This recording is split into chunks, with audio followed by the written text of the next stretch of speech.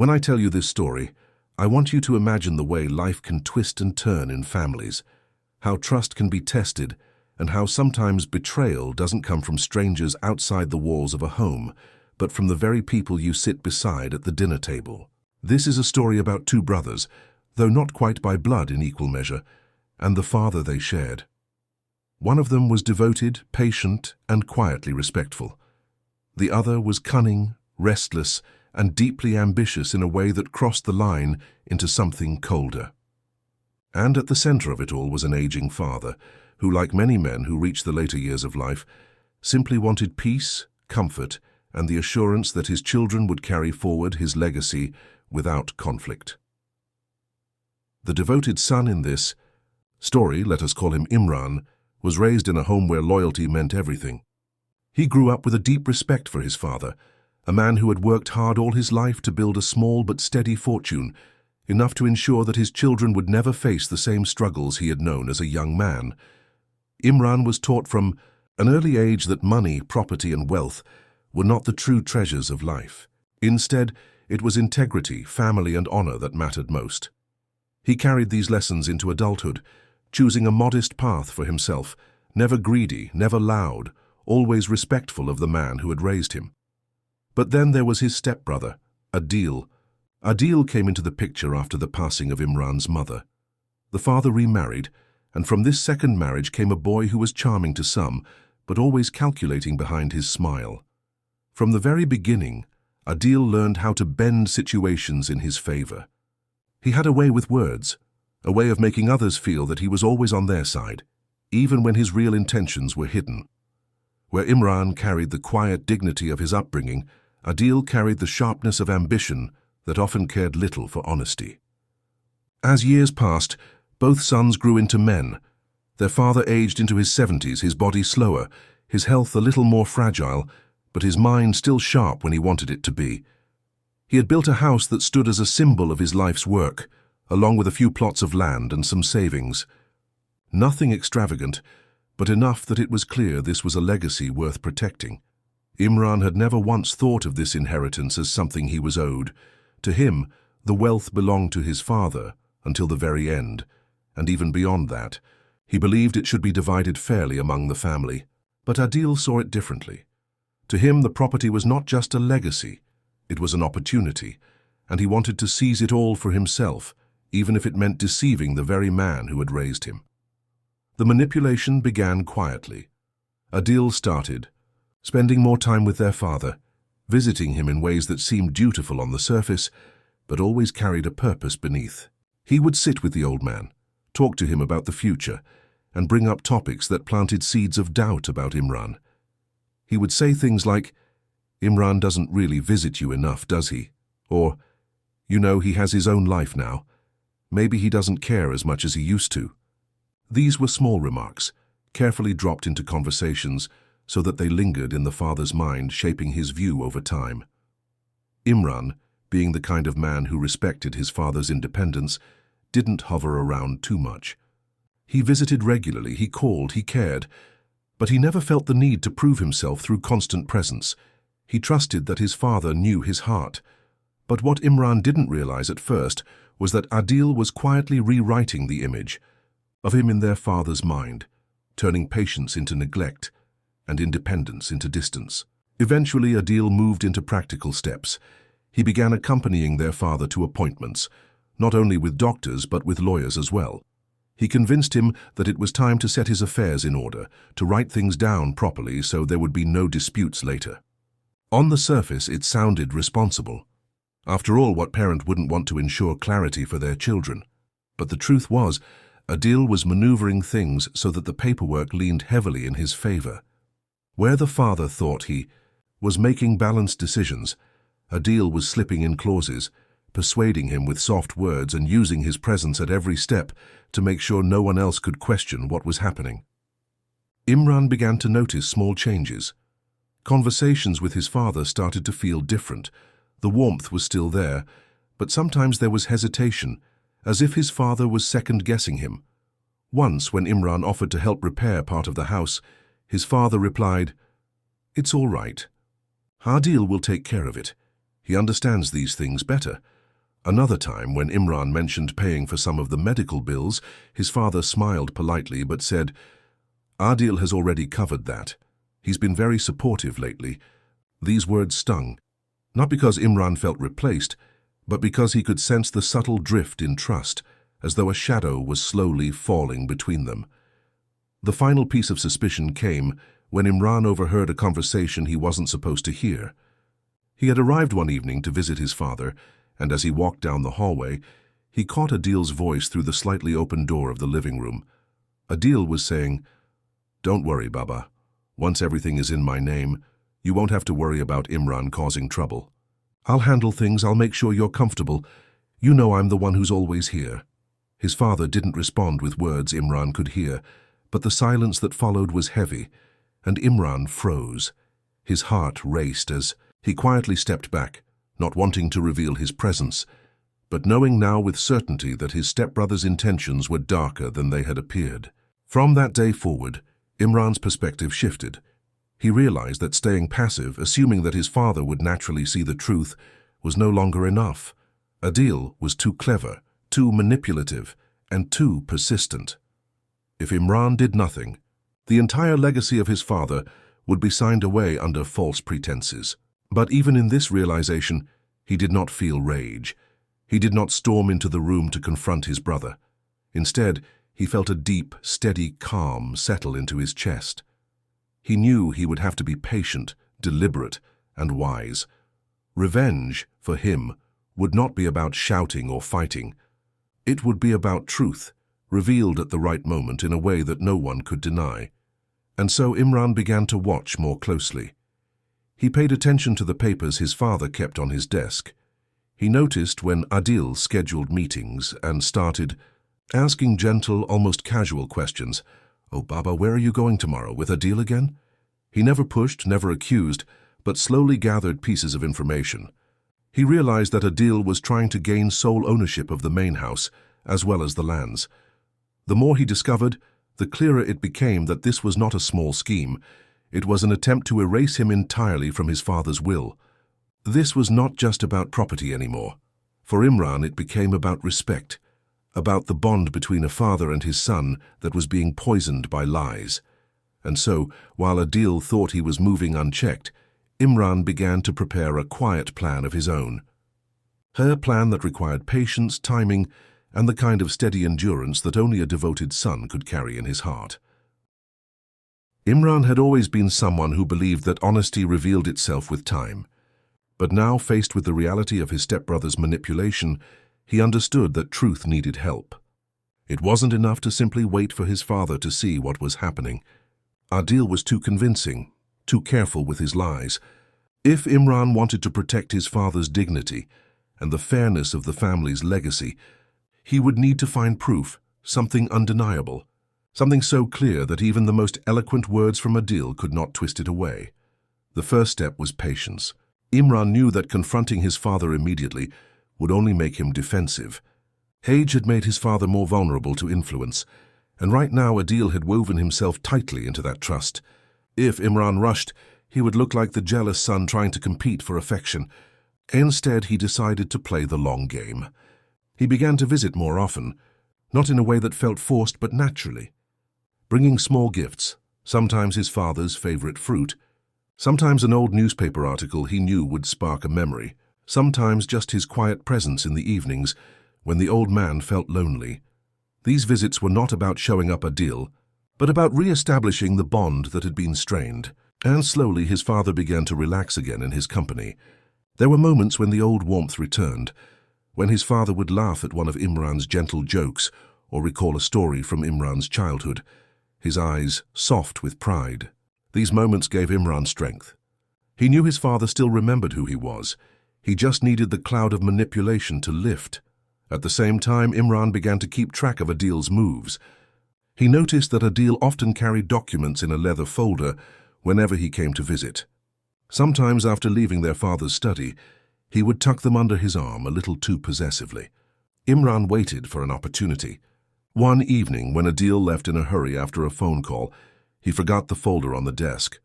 Imran didn't touch it. He knew better than to be careless. But he noticed the edge of a paper sticking out, with a lawyer's stamp visible. That was enough to confirm his suspicion. Legal documents were already being drawn. Instead of reacting, Imran went home and began to think carefully. He decided he needed to consult someone discreet, someone who understood legal matters but wouldn't betray his confidence. He remembered an old family friend, a retired lawyer who had always admired his father's work ethic. Imran paid him a quiet visit, bringing tea and some fruit, and after some small talk, he gently raised the subject.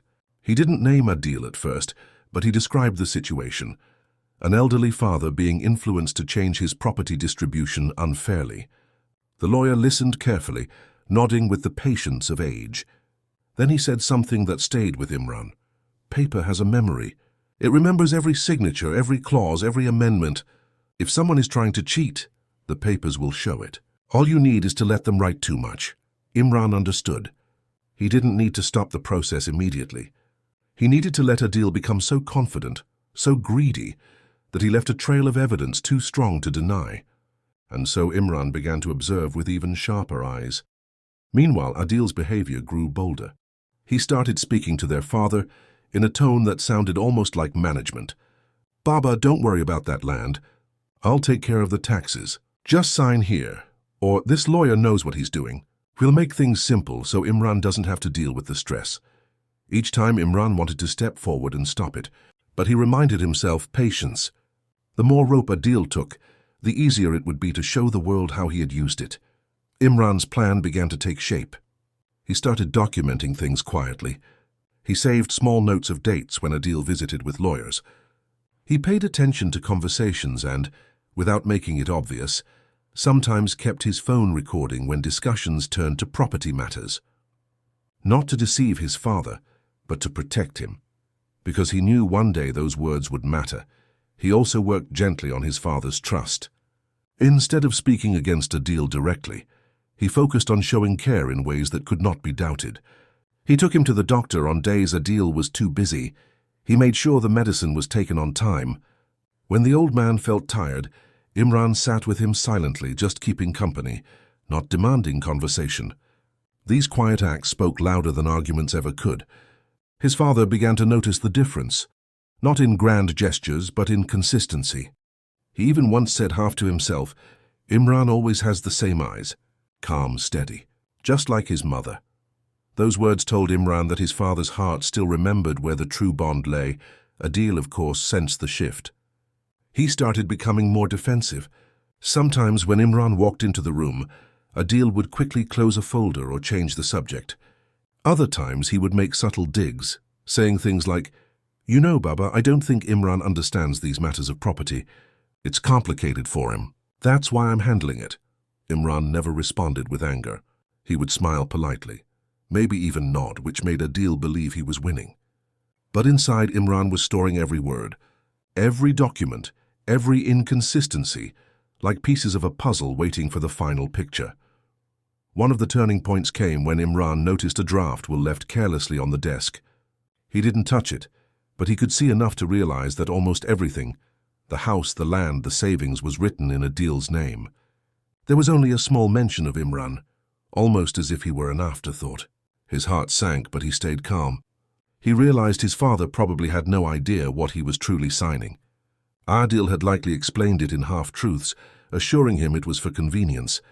That night, Imran could hardly sleep. Not from despair, but from the weight of responsibility. He knew now that the moment of action was approaching. He needed more than suspicion. He needed undeniable proof, and so he made a careful decision. He spoke to his father's doctor on the next visit, gently explaining his concern. Without breaking any rules, the doctor acknowledged that elderly patients could be influenced easily, especially if they trusted one person more than others. He suggested that if legal matters were being handled, it might be wise to have an independent witness or even a medical statement of the father's capacity at the time of signing. This advice became part of Imran's strategy. Over the next weeks, Imran encouraged his father to speak more openly about his wishes. He never mentioned Adil's name, but he asked questions like, "Baba, how do you want your house remembered? Do you want the land to stay in the family?" His father would answer with thoughtful words, often talking about fairness, about wanting peace among his children. Imran stored these words like treasures. He knew they would matter later, when the truth came to light. Meanwhile, Adil's confidence grew into arrogance. He started speaking to relatives in passing, hinting that he would soon be managing the entire estate. "Don't worry, I'll make sure everything is organized," he would say with a proud smile. Some relatives began to wonder quietly why Imran seemed left out. Imran heard whispers but didn't respond. He knew silence was his greatest weapon right now. The louder Adil boasted, the deeper he dug his own hole. Imran also began preparing in another way.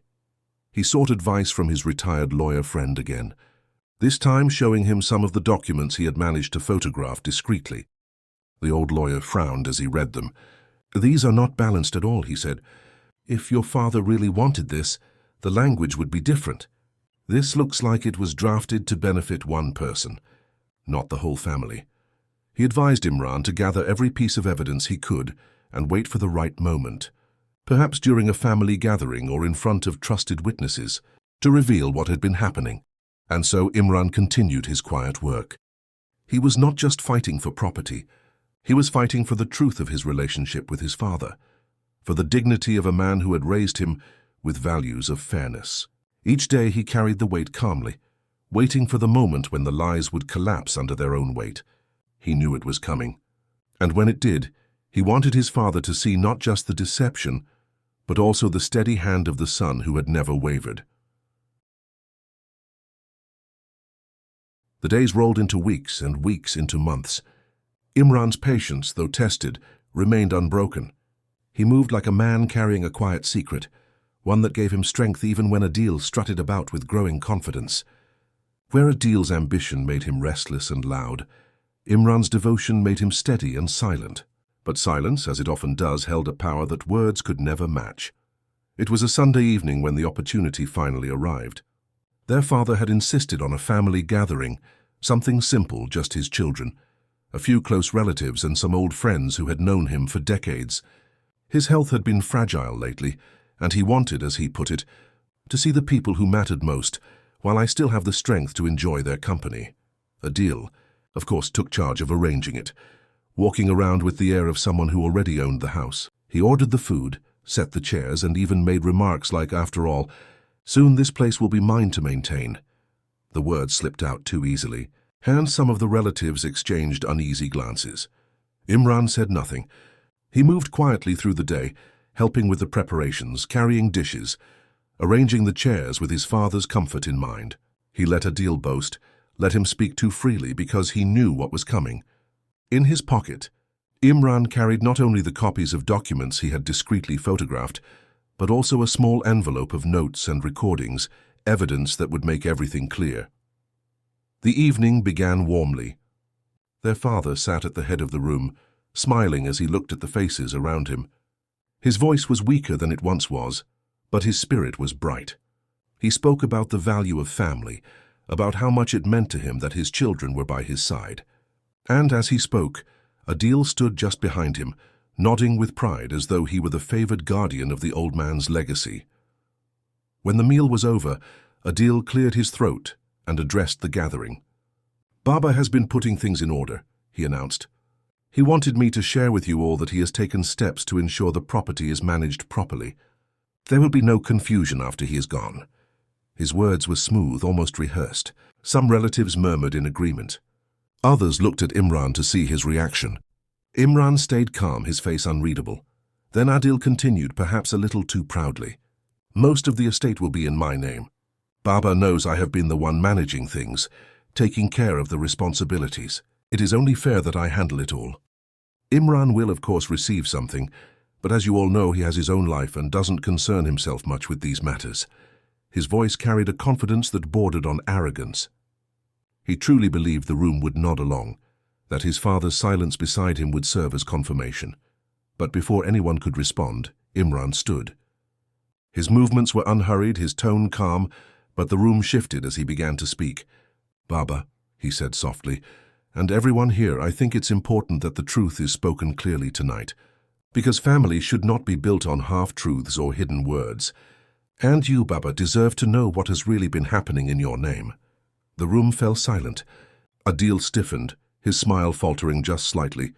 Imran reached into his pocket and pulled out the envelope. He placed it gently on the table in front of his father. "These are copies of documents and recordings," he explained, his voice steady. "They show how Adil has been influencing you, Baba. How he has been changing things quietly, presenting papers in ways that don't reflect your real wishes. I did not want to bring this to you in anger. That is why I waited. That is why I gathered proof, so that no one would have to rely on words alone." Adil's face flushed. "This is nonsense," he snapped. "He's making things up because he's jealous. Baba, you know me. I've been the one by your side every day." But Imran didn't raise his voice. Instead, he opened the envelope and pulled out the first sheet, a photograph of the draft will with nearly everything written under Adil's name. Then he played a short recording on his phone. Adil's own voice filled the room, the words unmistakable. "Don't worry, Baba. Once everything is in my name, you won't have to worry about Imran causing trouble. I'll handle things. I'll make sure you're comfortable. You know I'm the one who's always here." The silence that followed was heavy. Their father's eyes widened, his hand trembling slightly as he looked from the paper to Adil, and then back to Imran. For the first time, the carefully woven fabric of Adil's deception unraveled in front of everyone. Relatives shifted uncomfortably. A few shook their heads in quiet disapproval. One of the older uncles muttered, "This is shameful." Adil tried to protest, his words stumbling. That's not what I meant. He's twisting it. Baba, you know I care for you." But the damage was done. The proof was too clear. Imran, still calm, knelt beside his father's chair and spoke quietly, so that although the room could hear, the words were directed only to him. "Baba, all I have ever wanted is fairness. You taught me that. You always said a man's worth is measured not by what he takes, but by what he protects. I could not let lies take away the dignity of what you have built. I am not here to fight Adil. I am here to protect your truth." Tears welled in the old man's eyes. He placed a shaking hand on Imran's shoulder. His voice, though weak, carried the weight of clarity. "I see now. I see the difference between care and control." He turned slowly toward Adil, his expression filled not with anger, but with disappointment that cut deeper than any shout could. "You are my son too, Adil, but what you have done, this is betrayal, not just of me, but of your brother, of our family." Adil stammered, his bravado crumbling. The relatives who had once smiled politely at his boasts now avoided his eyes. The proud air around him collapsed into silence. That night the father made a decision. With the help of trusted witnesses present, he declared that the property would be distributed fairly, in line with his true wishes. Imran would receive his rightful share, and Adil would not be allowed to hold control over everything. He insisted on visiting the lawyer again, this time with Imran by his side and with relatives as witnesses, to ensure that no manipulation could creep in again. Adil left the gathering in silence, his shoulders heavy. He had thought himself clever, but his cleverness had become his undoing. The very confidence that made him boast had provided Imran the moment he needed to reveal the truth. For Imran, the victory was not loud, nor was it celebrated with triumph. It was quiet, like his nature. He sat beside his father that evening after the guests had gone, holding his hand, reassuring him that everything would be all right. His father, though tired, smiled faintly and said, "You were patient when I could not see. That is the greatest gift a son can give his father." The legacy was preserved, not just in property but in honor. The family saw the truth of who Imran was, a son of steady loyalty, a man who chose patience over anger, truth over noise. And though Adil's schemes had nearly succeeded, they now served as a reminder to everyone present that ambition without honesty always leads to downfall. In the months that followed, things settled. Adil withdrew, his influence broken. The father's health declined slowly, but with Imran by his side he found peace. And when the time came to say goodbye, Imran knew he had not only protected what was fair, but had honored his father in the most important way, by letting truth speak, calmly and completely. And so this story reminds us that revenge does not always need to roar. Sometimes the calmest path, the path of patience, proof, and quiet endurance, is the one that brings justice in its purest form. If you found this story meaningful, I invite you to support this channel. Please like this video, Share it with someone who appreciates stories of patience and truth. And subscribe to My Calm Revenge for more stories told in this calm, thoughtful way. Your support helps these stories continue, and I thank you for being part of this journey.